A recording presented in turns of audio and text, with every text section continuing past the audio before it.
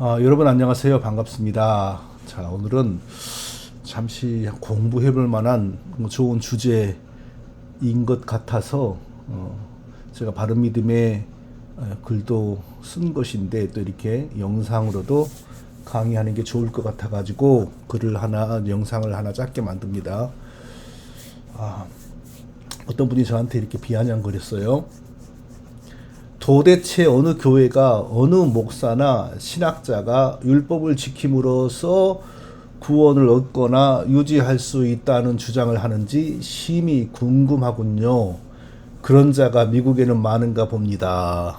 제가 미국에 산다는 걸 알고 이제 이렇게 비아냥거리는 거죠. 한국에는 없다 이거예요. 제가 율법주의 비판을 많이 했잖아요. 율법주의는 율법을 지킴으로써 구원을 얻고 또 율법을 지킴으로써 얻은 구원을 유지하는 신앙이 율법주의다. 제가 이제 그렇게 많이 설명을 했고 그게 완전히 성경을 대적하는 사상이고 예수님과 사도들을 죽인 바리새인들의 잘못된 신앙이다 하는 것을 많이 비판을 했어요. 그런데 그게 개신교 속에서 되살아났다. 누구를 또 어떻게 예수님이 율법을 지켜서 자기를 구원하고 우리를 또 구원했다. 이게 바로 그 율법주의의 부활이다. 어떻게 옛날하고 모양이 똑같겠어요? 뭔가 달리하고 들어온 거죠. 그래야지 그게 통하지 않겠어요? 그랬더니 이제 이분이 도대체 어느 교회, 어느 목사, 어느 신학자가 요즘 세상에 율법을 지킴으로써 구원을 얻고 율법을 지킴으로써 구원을 유지한다고 가리키는 데가 어디 있느냐? 그런 자가 미국에는 많은가 봅니다. 이렇게 비아냥거리더라고요. 누구나 이렇게 비아냥거리면 기분 좋지 않죠. 근데 무시하기에는 중요한 내용인 것 같아서 제가 이게 글을 쓰고 영상을 올리는 겁니다. 두 가지로. 자, 오늘날에도 율법주의가 있느냐? 있습니다. 두 가지로 설명할 수 있습니다. 첫째, 그리스도의 능동적 순종을 믿는 신학자들과 목사들과 성도들이 다 여기에 해당됩니다. 물론 그리스도의 능동적 순종을 믿는 사람들도 표면적으로 오직 믿음으로 구원을 얻는다. 우리가 율법 지키는 게 아니다. 예수님만 믿음으로 구원을 얻는다. 이렇게 주장을 합니다. 그래서 그게 무슨 율법주의하고 무슨 상관이냐. 이렇게 오해에 빠질 수 있는데 더 무서운 율법주의죠. 왜 그렇습니까? 우리 각 사람이 율법을 지켜서 구원을 얻어야 한다라는 율법주의가 우리 같은 일반 백성들에게 요구되는 게 아니라 우리의 머리 되시고 우리의 구주 되신 예수 그리스도에게 덮어 씌워진 겁니다. 예수님이 율법을 지켜서 먼저 자기의 구원을 얻고 또 율법을 지켜서 얻으신 그 구원의 자격을 믿는 우리에게 전가하심으로 우리가 구원을 얻었다. 이게 바로 율법주의입니다. 근데 이제 옛날 바리새인들의 율법주의하고 똑같은 건 아니죠. 바리새인들 우리 각 사람이 율법 준수를 해야 한다 이렇게 주장했지만 이것은 이제 개신교 신학자들에 의해서 만들어진 이 율법주의는 우리를 구원하실 수 있는 예수님에게로 전부 뒤집어 씌워진 겁니다. 그러니까 이것도 율법주의고 근본적으로 율법이라고 하는 거 없었다면은 우리는 구원 얻을 길이 없었다. 율법이라고 하는 게 있었기 때문에 예수님이 율법을 이용하여 우리를 구원하셨다. 또 다르게 말하면 율법이 예수 그리스도를 통하여 우리를 구원해냈다. 이렇게 말할 수 있는 겁니다. 아주 잘못된 것입니다.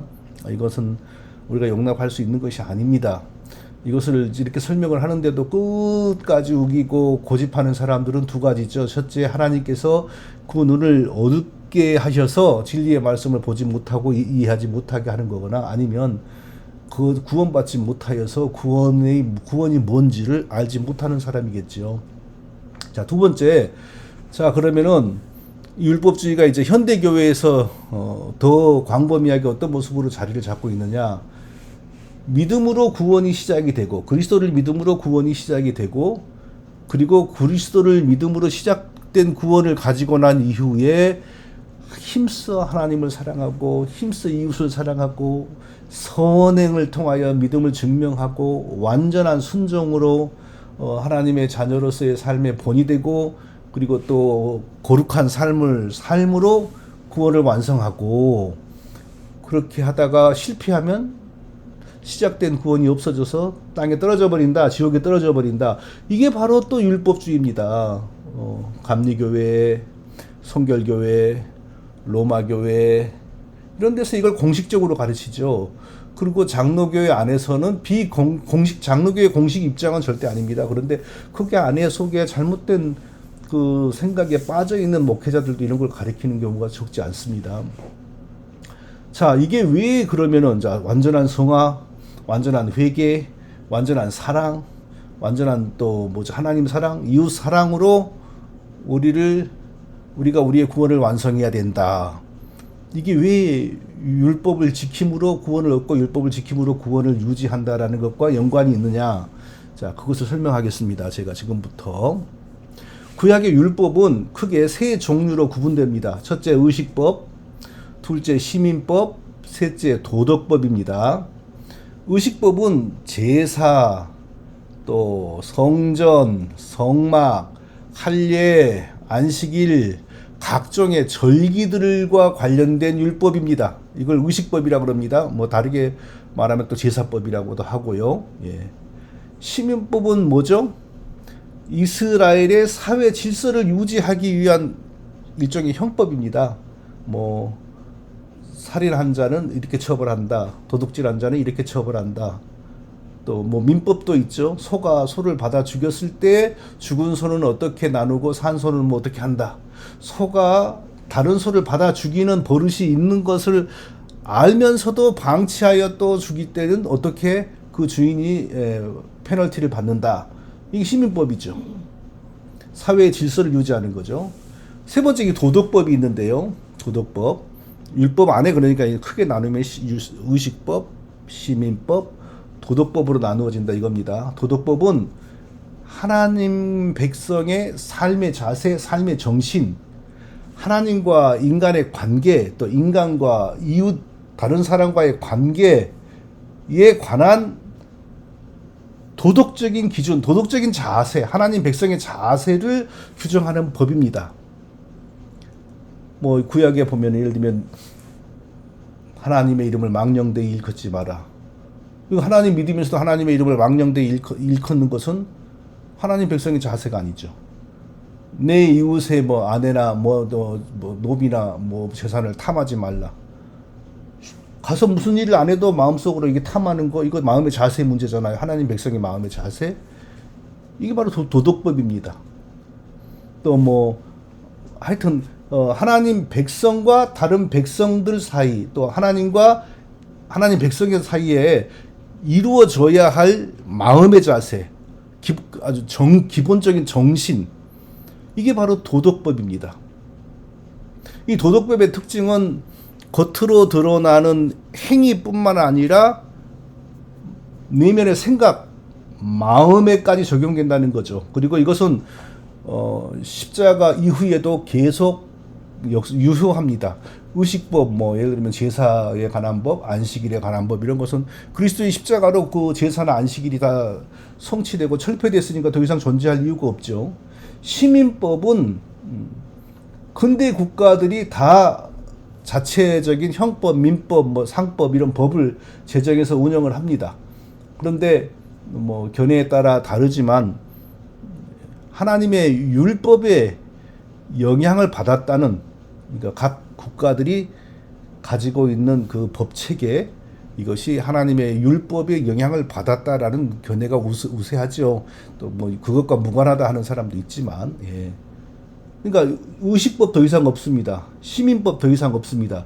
그러나 율법 안에서 이 도덕법들은 모든 시대, 그러니까 하나님을 진심으로 사랑하고 이웃을 진심으로 사랑하고 뭐 이런 것은 모든 시대에 다 초월되게 항상 있는 하나님의 법이죠. 예수님께서도 이 도덕법은 더 우리에게 강조하셨어요. 구약의 율법에 의하면은 간음은 뭐죠? 행동을 해야 간음이잖아요. 그러나 우리가 마음으로 이미 나쁜 마음을 품었으면 이미 간음을 행한 것이다. 더 도덕법을 자세하게, 더 엄격하게 우리에게 해석해 주시고 적용해 주셨습니다. 그러니까 이 율법의 도덕법이 잘 이루어진다. 우리에게서 율법의 도덕법이 우리가 잘 실천한다. 이걸 다르게 말하면 뭐죠? 성화된다. 거룩해진다. 의로워진다 이거죠.